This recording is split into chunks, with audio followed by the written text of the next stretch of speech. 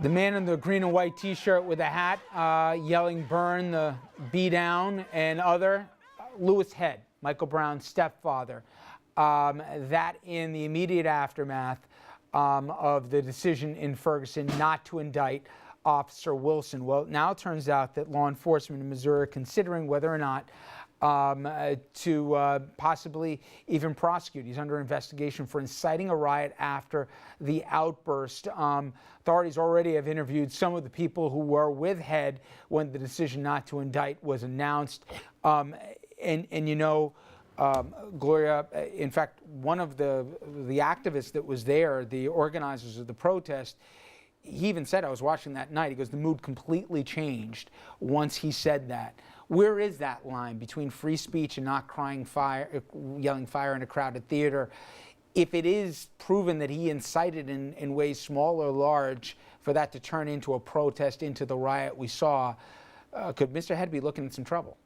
He could be looking at some trouble, but also the prosecutor is looking at trouble already, and it's the prosecutor who would have to bring the action. So is the prosecutor going to bring the action at this point? It's the lieutenant governor of Missouri who's pushing for this, not the prosecutor. Right. The concern that we have is, was it the group right there listening to this acting on those words? I was told, and I don't know, I have to see the evidence, whether or not it was that group that began the protests and fires, or was it a group that was beyond earshot, who had already begun to do vandalizing the properties in the fires and things. They didn't do it based on the motivation or the impetus, the incitement of those words. They were already in their own world, their own time, without having those words be a part of it. And that's going to be what needs to be proven. They just can't say it's in the same time frame. They have to say these people were motivated by those words. And Andrew, just from a practical level, it seems crazy to me that they go and prosecute after what happened and what didn't get prosecuted. You would think so, though,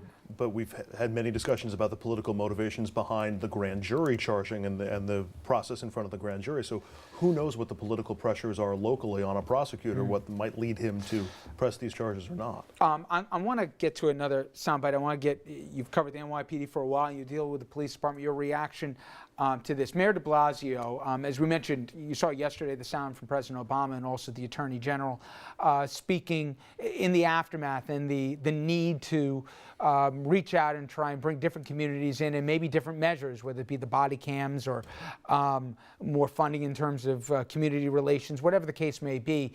Well, Bill de Blasio spoke about his personal fears and his personal concerns that he has as the father of a young son who is of color. Listen to what he had to say.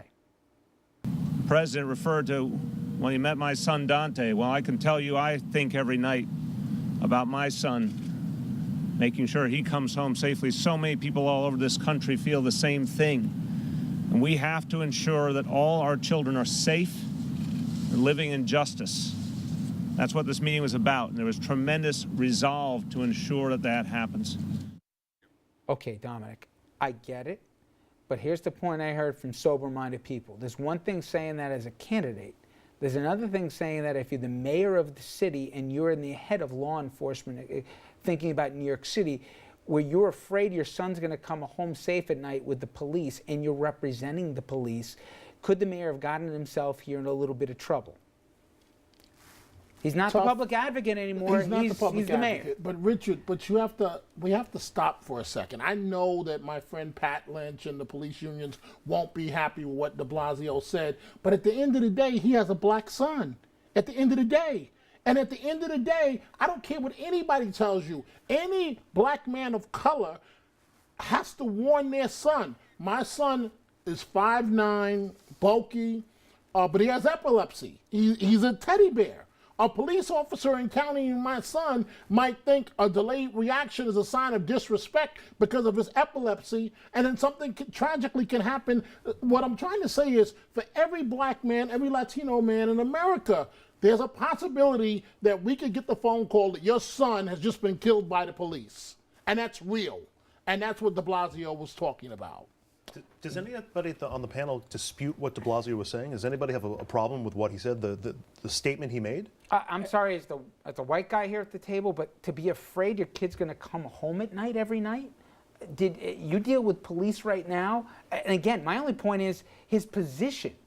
Now, fair or not, he is representing the police. He's also the same guy, by the way, who wasn't even sure that there's a chokehold that was performed and whether or not that's against police procedure. Richard, I know you're doing devil's advocate because you know I consider you a brother, considering your history with the community. And most honorary. But at the end of the day, you don't have to worry about your son coming home being in an incident with a police officer.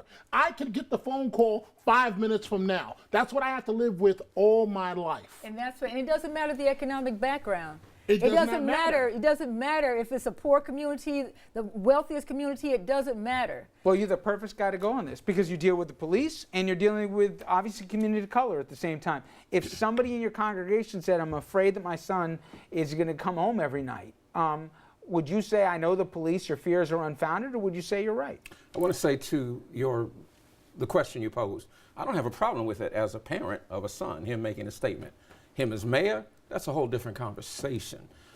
In general, I guess the way I want to respond to this, and I need to say this, because conversations like this almost suggest inadvertently that all police officers have a mindset and all police officers approach situations the same way. That's not true. That's not accurate. And so what has happened is the actions of a few officers have called into question the mindset and the disposition of all of us. That is not so. For the majority of us who have been trained and are out in the field, boots on the ground, we are doing the job that we have been entrusted to do, and we do it to the best of our ability. No one is bombarding Facebook with positive images of law enforcement taking place. They're pulling isolated incidents and putting up there, and they're saying, see, I told you, see. So the proof text of these isolated images are enough to warrant suspicion and fear and to create another subgroup of bias. Most police officers are not like this. Most police officers never draw their weapon. Most police officers never fire their weapon. But in these instances that have happened, it conjures up fear. But that fear already existed in many of our communities. To hear the mayor say it, it sounds different because you're looking at him visually. Not as a dad, but as a mayor. Exactly. Yep. We got to jump to a break. When we come back, we'll continue the conversation. I'll bring you on the phone lines. I understand we got Phil on the line. Phil, I'll go to you first. Please stay with us.